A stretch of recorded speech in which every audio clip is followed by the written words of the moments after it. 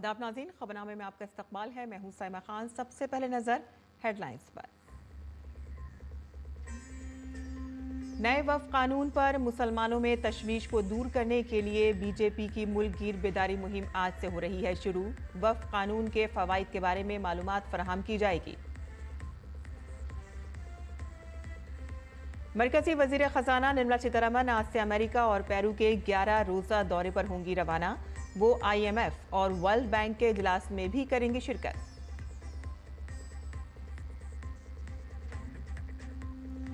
रूस ने ईस्टर के मौके पर यूक्रेन में आज आधी रात तक जंगबंदी का किया ऐलान। उधर यूक्रेन ने रूस पर जंगबंदी की खिलाफ वर्जी का लगाया इल्जाम।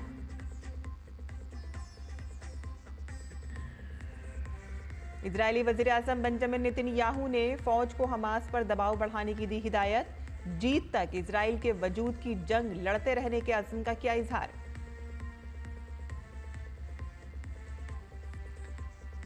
और IPL में आज 2 मैच खेले जाएंगे। दिन के पहले मैच में बेंगलुरु का मुकाबला होगा पंजाब से, तो वहीं शाम को मुंबई का मुकाबला चेन्नई से होगा।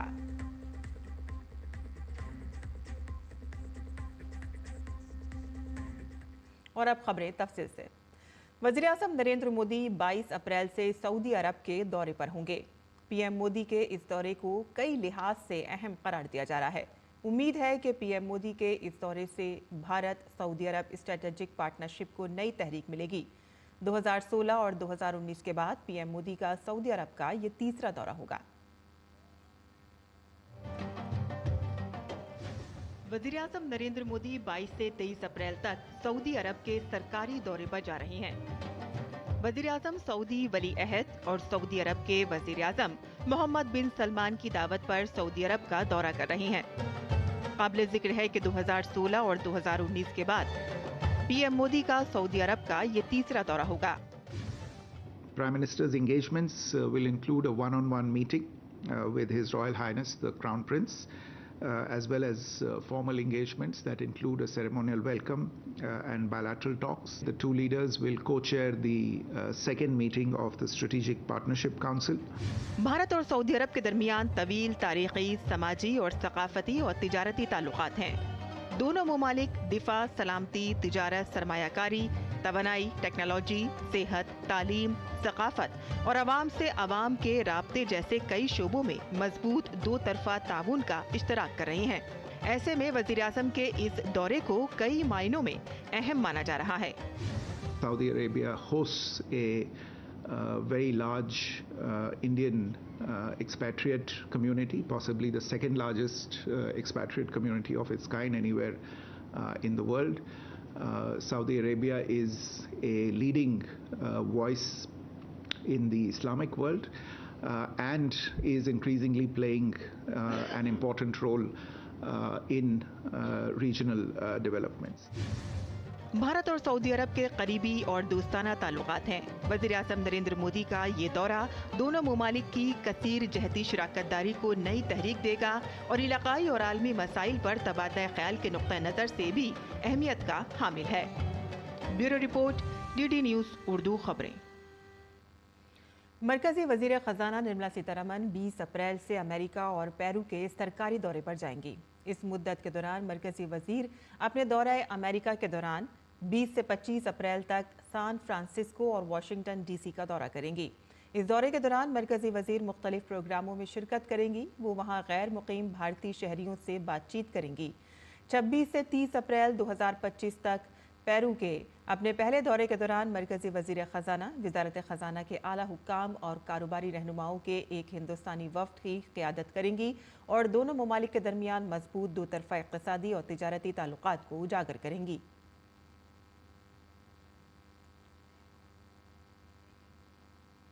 वेव 2025 के create in India challenges season 1 के तहत मुनक़िद animation film makers competition AFC के फाइनल में दाखिल होने वाले शुरा का ऐलान कर दिया गया है। रिवायती animation, VFX, augmented reality, virtual reality और वर्चुअल प्रोडक्शन समेत एनिमेशन के मुकम्मल स्पेक्ट्रम में असल कहानी सुनाने पर तवज्जो मरकूज करते हुए बेहतरीन 42 एंट्रीज ने इसे आखिरी मरहले तक पहुंचा दिया है। इन बासलाहियत शुरा को अब ये कुम से 4 मई तक मुंबई में मुनक़िद होने वाली वेव्स कॉन्फ्रेंस के दौरान अपनी असल पेशकश पेश करने का मौका मिलेगा। टॉप 3 जीतने वालों में से हर एक को 5 लाख रुपए तक का नकद इनाम दिया जाएगा। डांसिंग एटम्स टीम ने वेव्स टीम के साथ मिलकर 9 माह की सख्त जद्दोजहद के बाद टॉप 42 फाइनल में पहुंचने वाले शुरा का इंतखाब किया।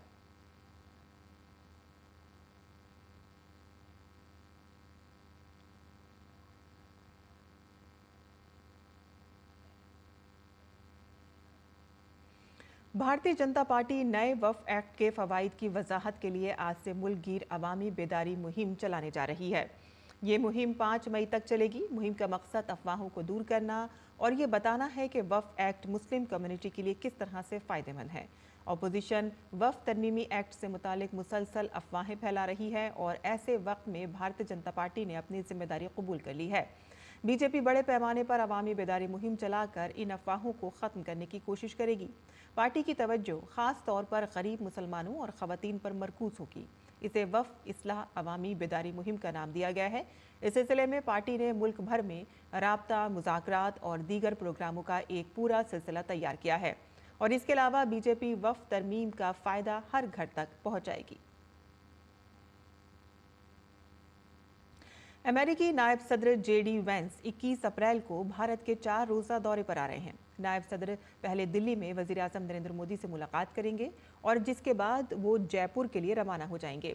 वो पिंक सिटी का दौरा भी करेंगे। नायब सदर वेंस के इस्तकबाल के लिए जयपुर में तैयारियां जोरों शोर से जारी हैं। 22 अप्रैल को वो तारीखी आमेर किले का दौरा करेंगे, जहां उनका रिवायती राजस्थानी अंदाज में इस्तकबाल किया जाएगा और इसके बाद वो राजस्थान इंटरनेशनल सेंटर में मुनक़िद होने वाले US इंडिया बिजनेस समिट में शिरकत करेंगे और दोनों ममालिक के दरमियान कारोबारी ताल्लुकात के हवाले से अपने विजन का इश्तराक करेंगे। बिजनेस समिट के बाद नायब सदर वेंस राजस्थान के वज़ीर आला भजन लाल शर्मा और गवर्नर से भी मुलाकात करेंगे। 23 अप्रैल को वो आगरा जाएंगे और ताजमहल देखेंगे। वो 24 अप्रैल को वाशिंगटन DC के लिए रवाना हो जाएंगे। नायब सदर वेंस के दौरे के दौरान उनके साथ उनकी अहलिया उषा, बच्चे और दीगर सीनियर अमेरिकी आला हुक्काम भी होंगे। 2023 के बाद किसी भी अमेरिकी नायब सदर का ये पहला भारत का दौरा है। इससे कबल 2013 में जो बाइडन नायब सदर के ओहदे पर रहते हुए भारत के दौरे पर आए थे। वज़ीर आज़म नरेंद्र मोदी ने शुमाल मशरिक़ी दिल्ली में हादसे में मरने वालों और ज़ख्मियों के तईं ताज़ियत का इज़हार किया है। वज़ीर आज़म ने सोशल मीडिया प्लेटफॉर्म एक्स पर लिखा कि शुमाल मशरिक़ी दिल्ली के दयालपुर इलाके में इमारत गिरने से होने वाली अमवात से दुखी हूँ। इन लोगों से ताज़ियत जो अपने प्यारों को खो चुके हैं। मैं ज़ख्मियों की जल्द सेहतयाबी की दुआ करता हूँ। मकामी इंतज़ामिया मुतासरीन की मदद कर रही है। हर मरने वालों के लवाहिकीन को वज़ीर आज़म राहत फ़ंड से 2 लाख रुपए और ज़ख्मियों को 50,000 रुपए दिए जाएंगे।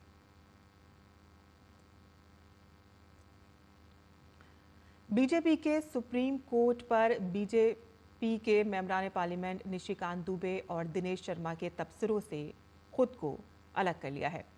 बीजेपी के कौमी सदर JP नड्डा ने सोशल मीडिया प्लेटफॉर्म एक्स पर लिखा कि भारतीय जनता पार्टी का मेंबरान पार्लियामेंट निशिकांत दुबे और दिनेश शर्मा की तरफ से अदलिया और मुल्क के चीफ जस्टिस पर दिए गए बयानात से कोई लेना देना नहीं है। ये उनका ज़ाती बयान है, लेकिन बीजेपी ना तो ऐसे बयानात से मुत्तफ़िक़ है और ना ही कभी ऐसे बयानात की हिमायत करती है। बीजेपी इन बयानात को यकसर मुस्तरद करती है। बीजेपी ने हमेशा अदलिया का एहतराम किया है और इसके अहकामात और तजावीज़ को बाखूबी कबूल किया है, क्योंकि एक पार्टी के तौर पर हमारा मानना है कि सुप्रीम कोर्ट समेत मुल्क की तमाम अदालतें हमारी जमहूरियत का अटूट हिस्सा हैं और आइन के तहफ़्फ़ुज़ का मजबूत सुतून है। मैंने इन दोनों को और बाकी सबको हिदायत दी है कि वो ऐसे बयानात ना दें। मरकजी वजीर धर्मेंद्र प्रधान ने उड़ीसा के बलांगीर में ओवो फार्म अंडा प्रोसेसिंग प्लांट का इफ्तिताह किया। इस दौरान मरकजी वजीर ने कहा कि बलांगीर उन तबक्काती अजला में से एक है जिनका वज़ीर आज़म मोदी ने तसव्वुर किया था। ये मंसूबा रियासत के नौजवानों के लिए एक मिसाल का काम करेगा।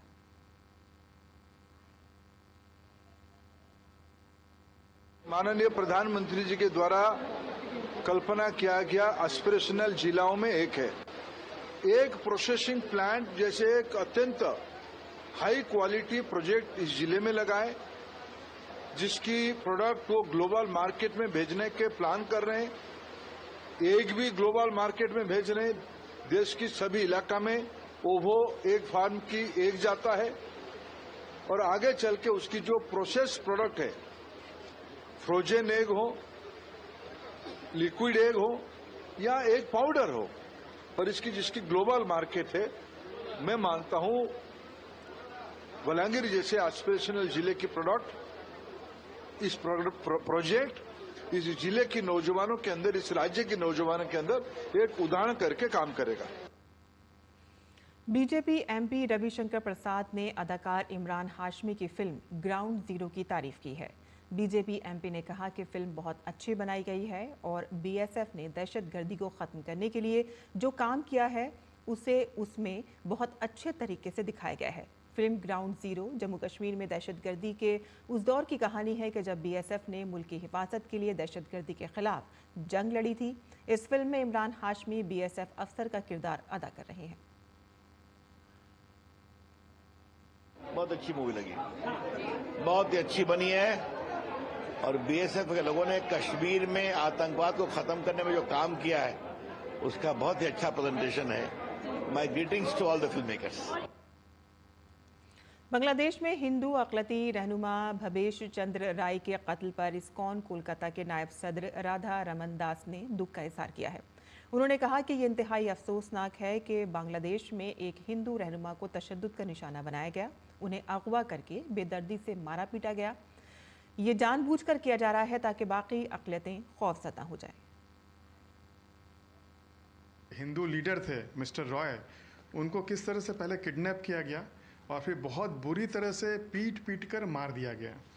तो ये जो लीडरशिप जो है, हिंदू लीडरशिप है या जो माइनॉरिटीज़ का जो लोगों को नेतृत्व दे रहे हैं, उनके जब लीडर को ही इस तरह से किसी को कैद में रख दिया जा रहा है, किसी की हत्या कर दी जा रही है, ये जानबूझ के कर रहे हैं उनको टारगेट कि वो जो बाकी माइनॉरिटीज़ हैं वो एकदम डर जाएं और वो जो भी चाहते हैं उसके सामने वो लोग अपने आप को सबमिट कर दें। तो ये बहुत ही दुखद है और पूरे विश्व को उनकी चिंता करनी चाहिए, क्योंकि जो बांग्लादेश में हो रहा है ये बहुत ही दुखनीय है। और नाज़रीन, अब पेश है दिल्ली से शाया होने वाले उर्दू अखबारात का मुख्तसर जायजा।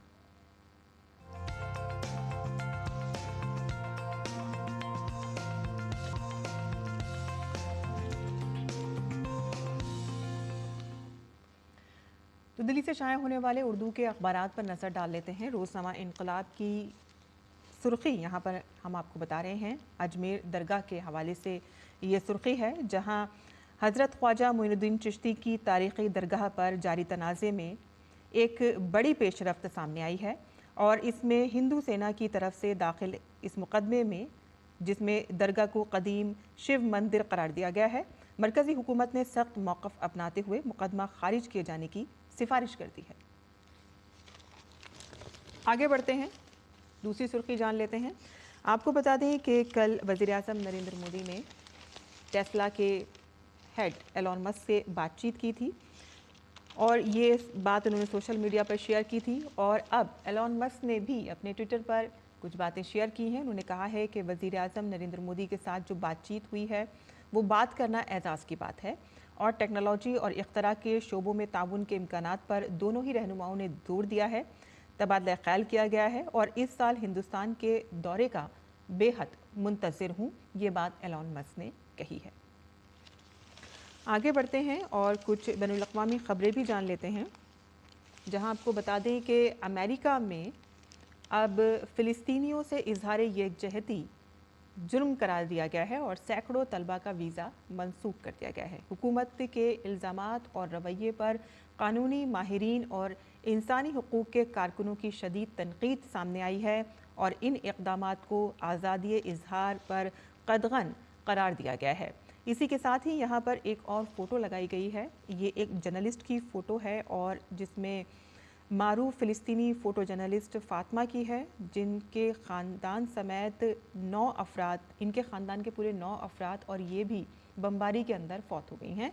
ये तस्वीर यहाँ पर लगाई गई है। आगे बढ़ते हैं,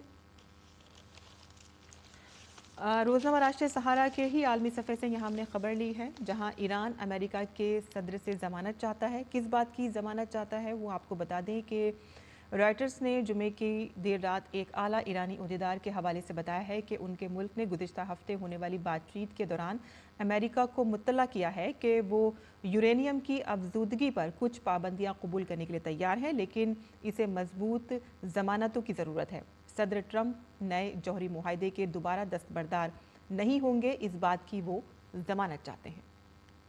तो ये थी अखबारात की सुर्खियां जो हमने आपके लिए चुनी थी। और आगे बढ़ते हैं और कुछ मज़ीद खबरें भी जान लेते हैं, जहां ईस्टर का त्यौहार आज धूमधाम से मनाया जा रहा है और ये ख्याल किया जाता है कि ईसा मसीह इस दिन दोबारा पैदा हुए थे। ये त्यौहार ईसाइयत के कदीम और मुक़द्दस त्यौहारों में से एक है। ये गुड फ्राइडे के बाद इतवार को मनाया जाता है और इसीलिए इसे ईस्टर डे संडे भी कहा जाता है।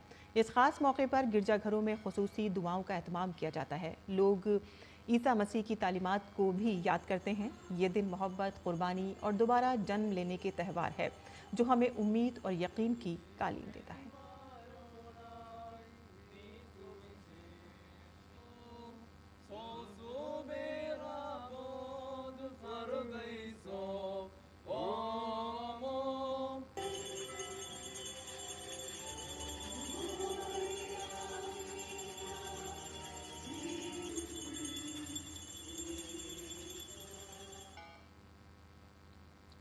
बैनुल-अक़वामी खबरों की बात करें तो रूसी सदर व्लादिमीर पुतिन ने यूक्रेन के साथ जारी तनाज़े में ईस्टर पर जंगबंदी का ऐलान किया है। ये जंगबंदी रूसी वक्त के मुताबिक हफ्ते की शाम 6 बजे से इतवार की सुबह 12 बजे तक नाफिज रहेगी।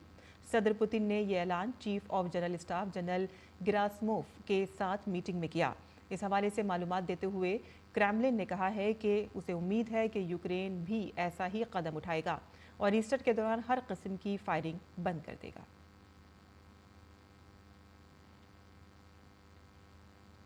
और इजरायली वज़ीर-ए-आज़म बेंजामिन नेतन्याहू ने फ़ौज को हमास पर दबाव बढ़ाने की हिदायत दी है। इजरायली वज़ीर-ए-आज़म ने कहा कि जंग में भारी कीमत चुकानी पड़ती है, लेकिन इजराइल के पास फतह तक अपनी बका की जंग जारी रखने के सिवा कोई और चारा नहीं है। इजरायली वज़ीर-ए-आज़म का यह बयान इजराइल की जानिब से यरगमालियों की रिहाई के बदले जंग के खात्मे के लिए आर्जी जंगबंदी की तजवीज़ को मुस्तरद किए जाने के बाद सामने आया है। काबिल ज़िक्र है कि हमास ने साल 2023 में इजराइल पर हमला किया था। इजराइल ने मार्च में गजा की मुकम्मल नाकाबंदी कर दी थी और जंगबंदी में तौसी की बातचीत नाकाम होने के बाद 18 मार्च को दोबारा हमला शुरू कर दिया था। और खेल की खबरों में आईपीएल में कल खेले गए पहले मैच में गुजरात टाइटंस ने दिल्ली कैपिटल्स को 7 विकेटों से शिकस्त दी। सनसनीखेज मुकाबले में पहले बल्लेबाजी करते हुए दिल्ली ने 20 ओवर में 8 विकेट के नुकसान पर 203 रन बनाए। जवाब में बटलर ने 54 गेंदों पर 11 चौकों और 4 छक्कों की मदद से नॉट आउट रहते हुए 97 रन बनाए और गुजरात ने 19.2 ओवर में 3 विकेट पर 204 रन बनाकर जीत दर्ज कर ली। इस तरह से गुजरात ने आईपीएल में अपना सबसे बड़ा हदफ हासिल कर लिया और इससे कबल टीम कभी भी 200 से ज़्यादा रन का हदफ हासिल नहीं कर पाई है। और इस जीत के साथ ही गुजरात टाइटंस ने दिल्ली कैपिटल्स को पीछे छोड़कर पॉइंट्स टेबल में टॉप पोजीशन हासिल कर ली है। तो वहीं दिल्ली कैपिटल्स दूसरे नंबर पर आ गई है। वैभव सूर्यवंशी आईपीएल में डेब्यू करने वाले सबसे कम उम्र खिलाड़ी बन गए हैं। लखनऊ सुपर जायंट्स के खिलाफ कल मैच में राजस्थान रॉयल्स ने 14 साला वैभव सूर्यवंशी को डेब्यू करने का मौका दिया। वैभव ने 14 साल 23 दिन की उम्र में डेब्यू किया है। इस मामले में उन्होंने प्रयास रे बर्मन को पीछे छोड़ दिया है, जिन्होंने 16 साल 157 दिन की उम्र में डेब्यू किया था। वैभव सूर्यवंशी को राजस्थान रॉयल्स ने गुज़िश्ता साल आईपीएल 2025 की मेगा नीलामी में 1 करोड़ 10 लाख रुपए में खरीदा था। भारत ने bridge federation of Asia and middle east championship में कल 5 तमगे जीते हैं, जिनमें 3 सोने और 1 चांदी का तमगा शामिल है। इस मुकाबले में मर्दों की टीम, खवातीन की टीम और सीनियर टीम ने एक गोल्ड मेडल जीता, जबकि मिक्स टीम ने चांदी का तमगा जीता। इस जीत के साथ ही भारतीय टीमों ने 2025 वर्ल्ड ब्रिज चैंपियनशिप के लिए क्वालिफाई कर लिया है।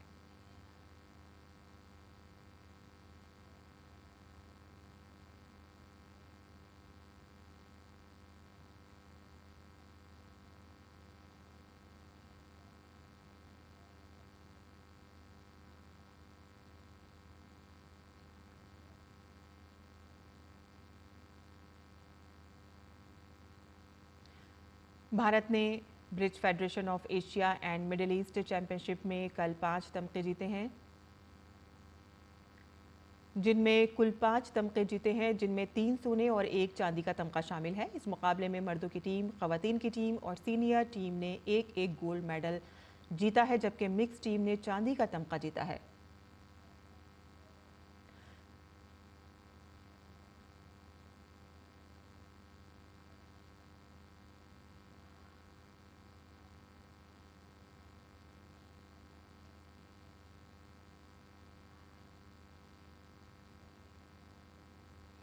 और सांसद स्पोर्ट्स महाकुंभ का इनेकाद उत्तर प्रदेश की राजधानी लखनऊ में किया जा रहा है। वजीर दिफा और लखनऊ के रुकन पार्लियामेंट राजनाथ सिंह ने लखनऊ के केडी सिंह बाबू स्टेडियम में सांसद खेल महाकुंभ का इफ्तिताह किया।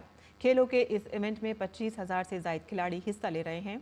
इस फेस्टिवल में जूनियर और सीनियर दोनों जुमरों के लिए athletics, volleyball, kabaddi, basketball, football, hockey, boxing और ताइक्वांडो के मुकाबले मुनक़िद किए जा रहे हैं। डीडी न्यूज़ के नुमाइंदे विकास सिंह ने सांसद स्पोर्ट्स महाकुंभ में हिस्सा लेने आए खिलाड़ियों से खास बातचीत की। लखनऊ के सांसद और देश के रक्षा मंत्री राजनाथ सिंह ने सांसद खेल महाकुंभ की शुरुआत की। ढेर सारे प्रतिभागी छात्र इसमें आए हैं, युवा आए हैं। निश्चित रूप से उनकी प्रतिभा निकलेगी और इस तरीके के आयोजन से युवाओं को एक मौका मिलता है अपनी प्रतिभा दिखाने का। इस तरीके के कार्यक्रम कितने महत्वपूर्ण होते हैं? ये कार्यक्रम एक मील का पत्थर साबित होगा और इस तरह के इवेंट लगातार होने चाहिए। कैसा लग रहा है ऐसे? अच्छा लग रहा है, असल खेल में भाग लेके अच्छा लग रहा है। अच्छा, पहले एक समय था कि बच्चे को माँ बाप रोकते थे, अब लगता है मम्मी पापा नहीं रोकते हैं खेलने से? नहीं सर, अब सर पढ़ाई में भी जितना फोकस है तो उससे ज़्यादा इसमें हम लोग को सपोर्ट इसमें मिल जाता है। ये बहुत महत्वपूर्ण है क्योंकि बच्चों को खेल के बारे में जितना भी कोचेस वगैरह जो जानकारी देते हैं और ऐसे महाकुंभ अगर होते रहेंगे तो खिलाड़ी बहुत आगे बढ़ेगा, उनको नया प्लेटफॉर्म मिलेगा और ऊंचाइयों तक बच्चे जा पाएंगे। सांसद खेल महाकुंभ को कराने का उद्देश्य यही होना चाहिए कि बच्चे आगे बढ़ें, खेल को बहुत कायदे से आगे बढ़ाएं और बच्चों को उस तरह की सुविधाएं प्रदान करें, तब जाके खेल आगे बढ़ेगा। लड़कियों को भी प्रोत्साहित हो रही हैं लड़कियां भी देख देख के, और ऐसे ही अगर अच्छे ऐसे ही उत्सव होते रहेंगे तो बच्चों को और खेल के लिए लड़कियों को भी अच्छे से प्रोत्साहित होंगी। खेल जीवन में अनुशासन सिखाते हैं, टीम भावना सिखाते हैं और खेल महाकुंभ जैसे आयोजन से तमाम सारे युवाओं को अपनी प्रतिभा दिखाने का एक नया अवसर भी मिलेगा। कैमरामैन विशाल सोनकर के साथ विकास सिंह, डीडी न्यूज़, लखनऊ। और नाज़रीन, पेश है मुल्क भर के मौसम का हाल।